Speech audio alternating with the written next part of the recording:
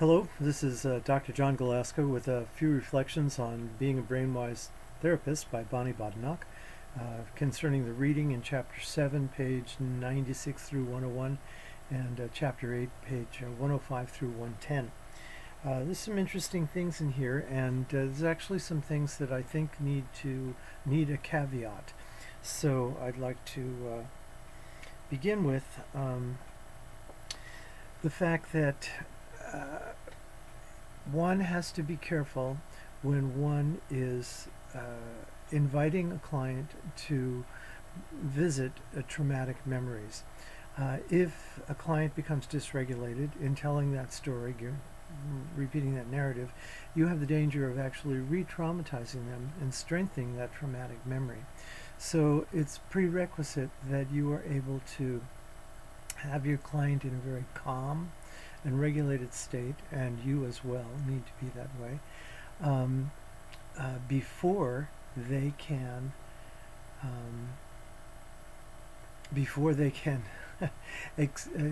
look back on that traumatic experience and be able to attach a biographical historical narrative to it that really is in the past without becoming dysregulated.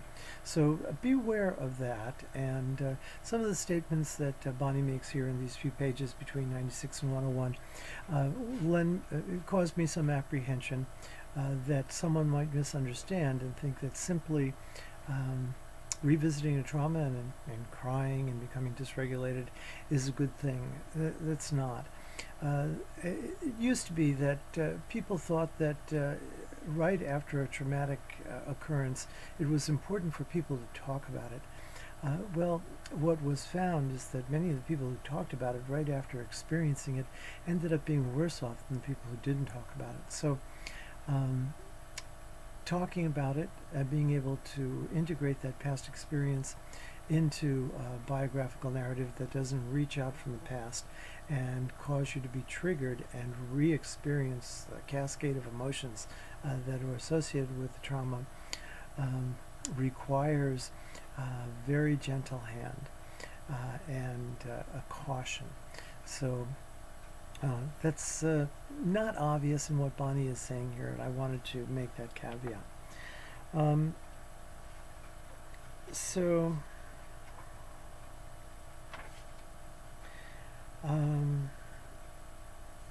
She mentioned Dan Siegel's window of tolerance, and Dan states that one cannot be dysregulated and make progress in therapy, or one cannot be hypoactivated and make progress. There has to be an optimal level of stress. That's what Louis Cosolino talks about in his 4 prerequisites for successful therapy. Those are empathic attunement, co-creation of narrative, activation of cognition and emotion at the same time, and an optimal level of stress. Dan Siegel refers to it as a window of tolerance. So if you have a client who is crying, highly dysregulated, very, very upset, you need to somehow calm them down. You need to soothe them somewhat before they are able to engage in any meaningful work. On the other hand, sometimes especially with a forensic population, you're going to have people who are hypoactivated. Not just forensics, you're also going to see disassociated people who have flat affect, no expression of emotion, and for all intents and purposes are in their unmyelinated vagus is actually putting them into almost the freeze response. And these people are hypoactivated. Yeah, I shot the guy. He's dead. He's not going to bother me anymore. Okay, it's the opposite of the person who's crying, screaming, yelling.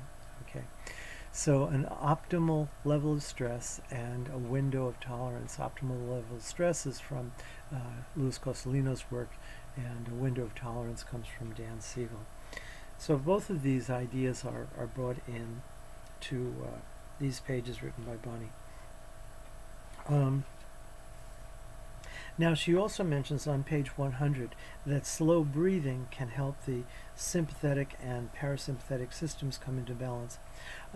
Being one of my specialties is biofeedback, I know that it isn't just slow breathing that makes a difference. And when you exhale, your heart rate goes down. When you exhale, you are actually strengthening your vagal tone, which is the ability of the myelinated vagus to regulate the viscera above the diaphragm, your heart and your respiration. So it isn't just slow breathing, it's a lengthened exhale. In fact, there is a thing called a rescue breath, which is a very short inhale, as if you were sipping hot soup and then cooling it. It's sort of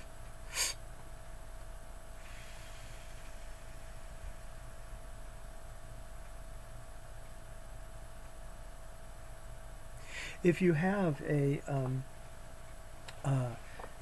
oximeter or one of those little gizmos, it is called an oximeter, that measures your pulse and blood oxygenation level, such as this one.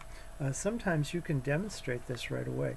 So here is my oximeter, and it's taking a little bit of time here to register, which is normal. So let's see where my pulse is right now. Okay, we're looking at, oh my goodness, we're looking at 59. I don't know if I can get it much lower than 59. I'm pretty calm right now. So let's see what can happen.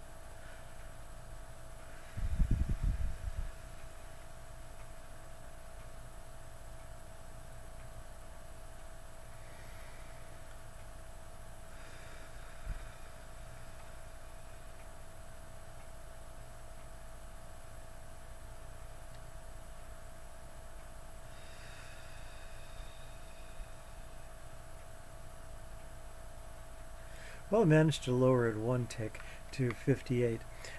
But it also, if you're trying to balance the sympathetic and parasympathetic, it's the length of the total breath from the start of the inhale to the exhale that achieves the balance in the autonomic nervous system. It's called resonant breathing, and everyone has a optimal frequency for resonant breathing. It depends upon the volume of blood in their body. Just to give you the mechanics of it very quickly, you inhale, your heart rate goes faster. You're pumping into a closed system, so the pressure is going to build up. You have in your carotid and aorta organs called the baroreceptor, and the baroreceptors regulate blood pressure. When they sense the blood pressure rising, they send a message to the heart, hey, slow down. Now, resonant breathing is when you begin your exhale at the exact same time as the baroreceptor sends a message to the heart to slow down. Your exhale tells your heart to slow down, and the baroreceptor tells your heart to slow down at the same time, reinforcing the effect of slowing down. So as your heart rate moves in a up and down wave, it goes faster when you inhale, slower when you exhale, faster when you inhale, slower when you exhale. And normally this pattern is jagged during everyday non-aware breathing. But if you time your breathing so that baroreceptor reflex kicks in when you begin your exhale, your breath, your heart rate variability, those are the changes, an interbeat interval in your heart rate can become a smooth sinusoidal wave. That's called heart rate variability smoothness. The distance between the peaks and the valleys becomes greater, and that greater distance between peak and valley is referred to as respiratory sinus arrhythmia, RSA. Stephen Porges says that respiratory sinus arrhythmia is a sign of good vagal tone, the ability of the myelinated vagus to regulate the viscera above the diaphragm.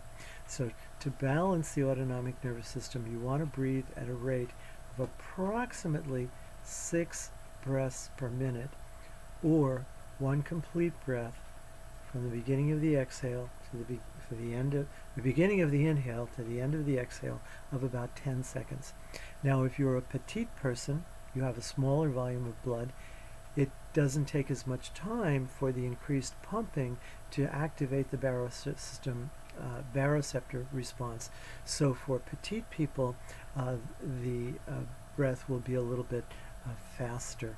So maybe 7 breaths per minute, or even 8 breaths per minute. If you are a larger person, you have a larger volume of blood, it takes longer for the baroreceptor to sense the increase in blood pressure as a result of the inhale accelerating your heart. So for people who are larger, who have a larger volume of blood, it's going to be a longer breath rate. I have equipment that can determine that exactly based on electrocardiogram. And there's also stuff on the market from HeartMath that uses blood volume pulse, a little clip that goes on your ear or your fingertip, and it senses the interbeat interval and the volume of blood involved in it. They use an algorithm from that to determine heart rate variability. It's a really good program, and I highly recommend it. So it isn't just slow breathing, as Bonie refers to. I think it's on page 100. It's resonant breathing. And if you have a situation where you're experiencing anxiety, or your client is experiencing anxiety, you should ask them, just slow down a second here. I'd like you to lengthen your exhale. Just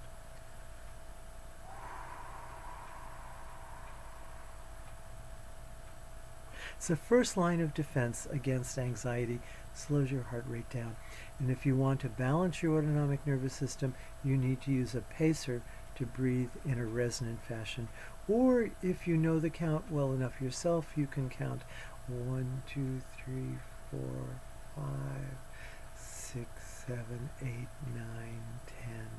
10, roughly in a 10-second rhythm from the beginning of the inhale to the end of the exhale. That's where physiology intersects with psychology. Your viscera mirrors your mental state. Your biomarkers mirror your viscera. If you can change your biomarkers, you can change your state of mind.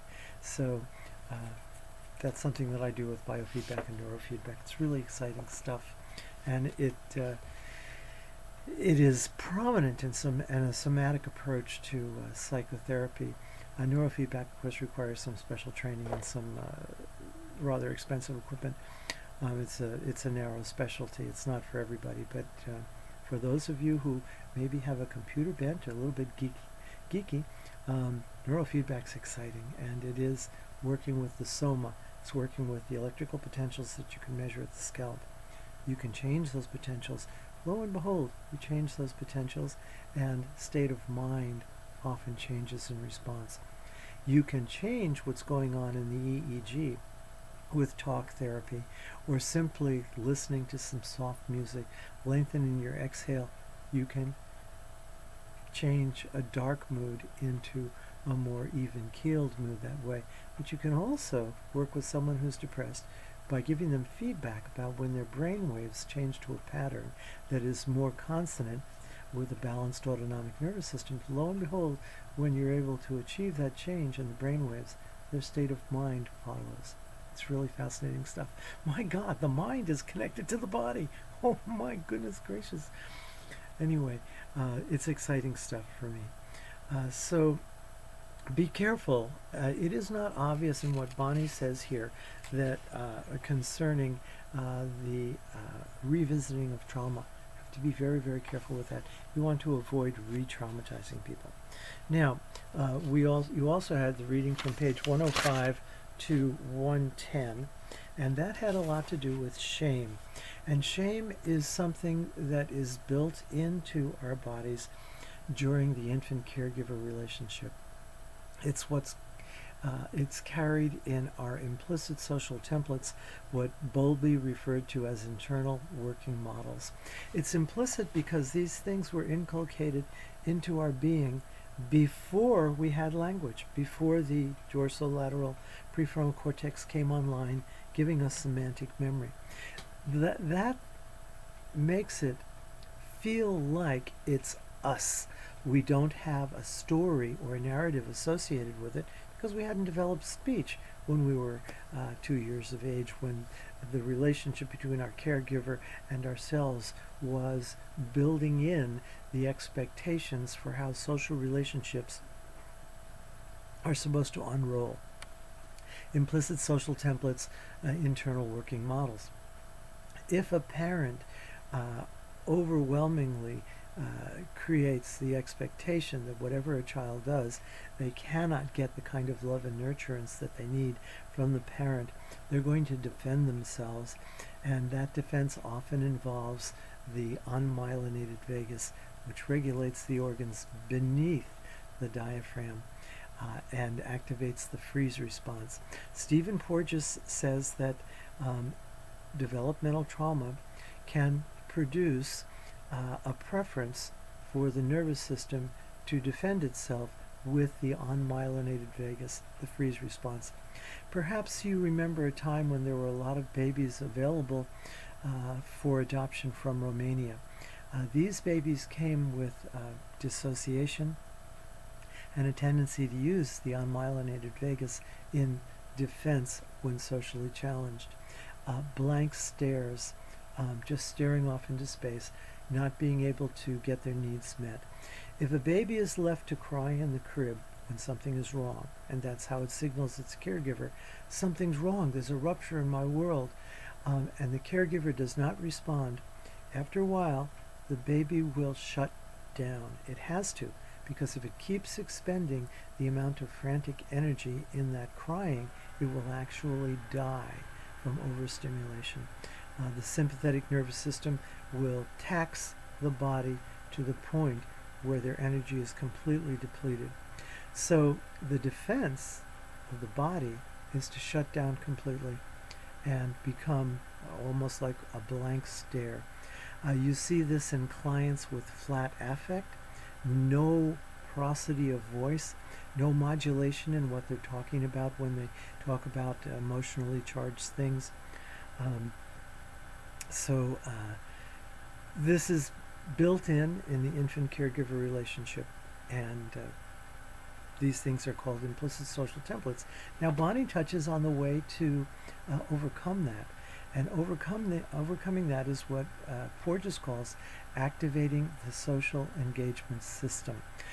That is something that is difficult with people who are disassociating and have a lot of shame because they're not readily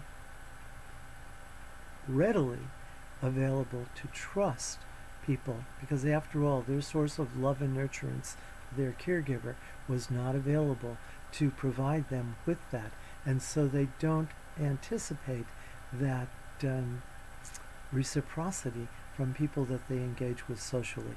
They have little trust, little capacity to receive empathy.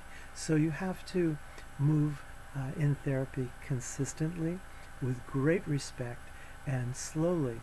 And as the person relates to you, with you actively attempting to understand what's going on in their mind, reflecting their thoughts, perhaps even making an insight into something and telling them now, or responding to them in such a way as, well, you seem to be feeling as though you can't get anything done, and you just have this unresolved,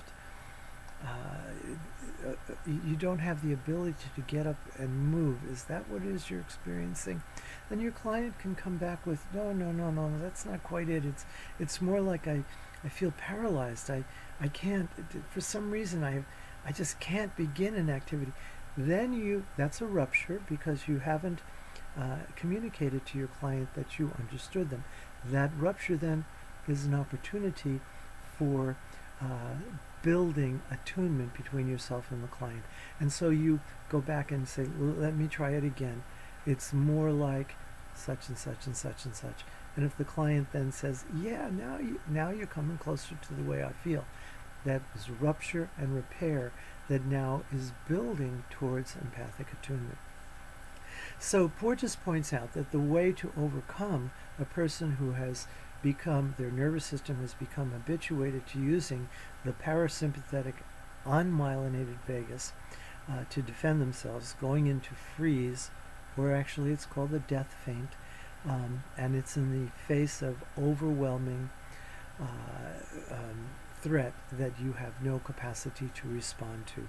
And that is the case with children who do not get love and nurturance from their parents. Parents don't have to be perfect. They just have to be good enough. Okay? What's the percentage of time that they need to be on target? Well, between 40 and 60% of the time they need to be contingent, meaning they're on the same page. And as I mentioned before in an earlier video, this contingency between parent and child, between client and therapist, does not go from minute to minute. It's second to second to second, or split second to split second to split second. Rupture, repair, contingent, not contingent. And once again, how do you demonstrate contingency? Facial expression, prosody of voice, gesture, okay? Leaning in, okay? You remaining calm entrains your client's state of mind to your state of mind. And once they are calm, then perhaps there is the possibility of co-creating a narrative memory, a narrative explanation for what has happened to them in the past. And this has to be approached very carefully and with lots of sensitivity so that you don't re-traumatize people. Okay, so let's take a look, see what else we've got in here about shame. It is interesting that what Bonie talks about in the sympathetic and parasympathetic aspects of the autonomic nervous system, it isn't simply a teeter-totter. People often refer to the sympathetic nervous system as the accelerator. Okay, the sympathetic nervous system serves us in a way to mobilize us against threat. It brings us to action. And those actions can be the fight, defensiveness, or the flight, withdraw. But the sympathetic nervous system is not all bad. It mobilizes us to be able to defend. Okay, you need sympathetic arousal to be a good athlete, to be able to meet the challenges of whatever activity you're facing. Sympathetic arousal is not all bad. Chronic stress, where sympathetic arousal is constant, and with the way we live our lives nowadays, that is not an unusual scenario.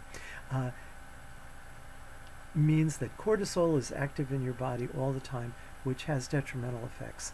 The stress can be a really bad thing. Beneficial stress is referred to as eustress. Beneficial stress, that's the activation of the sympathetic nervous system when it mobilizes us to action in a beneficial way, an adapting way to meet the circumstances we're faced with, is a good thing. Now, so it is not simply sympathetic nervous system arousal versus parasympathetic nervous system deactivation, rest, and recoup.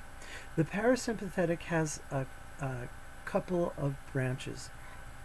You have the myelinated vagus, which actually regulates the organs above the diaphragm. That is the most recently evolved aspect of our nervous system. And Stephen Porges talks about how this vagus, when it has good vagal tone, is good at affect regulation. When you lengthen your exhale, you activate the myelinated vagus, which downregulates your heart and respiration. People who are good at doing that have equanimity about them. They can handle memories of past experiences that were unpleasant because they're mindful of the faintest glimmer of anxiety or fear or butterflies or something that's coming up in a relationship, because all these things have to do with relationships. Okay, that's where we live, is in relationships with people and with ourselves. But then you notice this faint little glimmer and you're wondering, my goodness, this I don't know where this is coming from, but it's not consonant with what's happening between myself and my client right now. And perhaps you'll be able to put a label on it, perhaps you will not. But recognizing that it's not consonant with the situation perhaps invites you to take a third-person perspective and look at the situation in your mind with the eyes of someone who's objective and outside, and saying, that fear doesn't really belong here. It's out of sync. What's going on? If you can put a reason to it, great. And if you can't, you may be able to fabricate one that seems plausible. Oh my gosh, she reminds me of my ex-wife, the queen bitch of the universe. It's just an aside. But you know, that happens all the time. We get triggered by the people that we are relating to, who sometimes remind us, subtly or not so subtly, of people who were responsible for love and nurturance and perhaps failed us in one way or another. Okay, so you have the sympathetic response, which mobilizes us, prepares us for action. You have the myelinated vagus, ability with good vagal tone to regulate emotion of the and viscera above the diaphragm. But you also have something else, and this is parasympathetic as well. It's an older unmyelinated vagus. We share that with reptiles and fish, okay? And that is what provides the freeze or death faint. It also mediates dissociation. Okay, now for reptiles, that system works very well. They don't have much of a need for oxygen to their brains. They can go underwater for 20, 30 minutes. No problem. Mammals, not so. We go into freeze, slows our respiration, oxygen deficit going to the brain, we can faint, and you could even die. Okay? If you faint from that, it's called vasovagal syncope. And this is in the face of overwhelming threat. And sometimes you have no idea where that threat comes from, because it's an implicit memory. It just feels like it's part of you. There's no narrative. Well, it may be because, in my case, I emerged from childhood with insecure attachment. My mother never picked me up out of the crib. She just let me cry. She thought if she attended to my crying, she would reinforce that crying. That's the way she was raised. She was a good person. She was raising her children, me, one of them, in the way she was raised. However, that made me emerge from childhood with a very needy attitude, especially from women. Tell me I'm okay, tell me I'm okay, please tell me I'm okay, tell me I'm okay. And when someone would say, yes, I'll go out with you, I would drop them, because I didn't feel worthy of that. I had a deep sense of shame. There was something wrong with me. It took quite a bit of good therapy to allow me to see what was inculcated into my social expectations, my implicit social templates, to be able to realize that's what was acting, and replace those with a new set of implicit social templates. Having done that, a person achieves what's called earned security or earned autonomy. And Bonie refers to that as the therapist nurturing the client in the same way that the caregiver nurtures the infant. So, and it does not go quickly, folks. Brief therapy, in this case, is an oxymoron. Simply is an oxymoron. Now, a therapist isn't the only one who can give the reflection that's necessary to achieve earned autonomy. It can come from a significant other who has secure attachment as well. Okay, in my case, it came from a therapist and a long-suffering wife, a couple of good therapists. Each time in therapy that there is a rupture and a repair, empathic attunement is built. And after a while, with attentiveness and consistency and positivity from the therapist toward the client comes to see his or himself mirrored in the eyes of the therapist and sees themselves in a new way. They develop a new set of implicit social templates. Now, the other set, unfortunately, doesn't disappear. It becomes a default set. And if you're stressed, you have earned security. But if you find yourself stressed, you may find yourself kicking back to the old implicit social templates, which happens to me. I notice it when I get stressed. Every now and then I get needy, and I can see it. And it's kind of like a light bulb goes off, and I say, what is going on? You're reverting back. Okay, let's cool it. Get that vagal tone regulating the upper viscera through the myelinated vagus. So I hope this all makes sense to you. The autonomic nervous system is not simply a teeter-totter. Sympathetic prepares you for mobilization. Parasympathetic works in a couple of ways. One, it does downregulate the viscera through the myelinated vagus. Okay, that's downregulation. That's a good thing. However, the parasympathetic can also be very detrimental when it is relied upon for defense in social situations. It's the unmyelinated vagus going into the freeze or dissociative response that causes a lot of problems. Now, there's a double whammy to the use of the unmyelinated vagus in downregulating and freezing or activating the death feint. It causes all kinds of gastric distress, irritable bowel syndrome, food allergies, all kinds of visceral reactions that are very often associated with people who have had significant trauma or developmental trauma. Okay? The way out of that is to teach people through the interactions that you have with them in therapy to engage what Porges calls the social engagement system, the empathic engagement system, and appropriately use the sympathetic system in defense rather than the unmyelinated vagus. It has to proceed very slowly and carefully, and it doesn't go quickly. So I hope this is of value to you.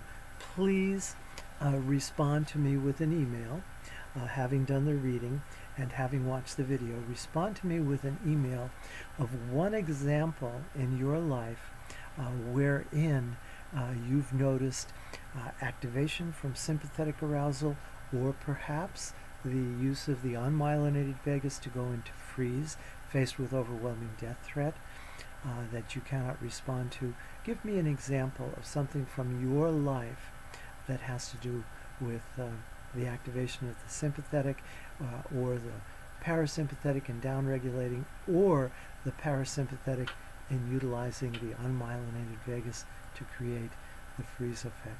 Okay, bless you. Talk to you soon.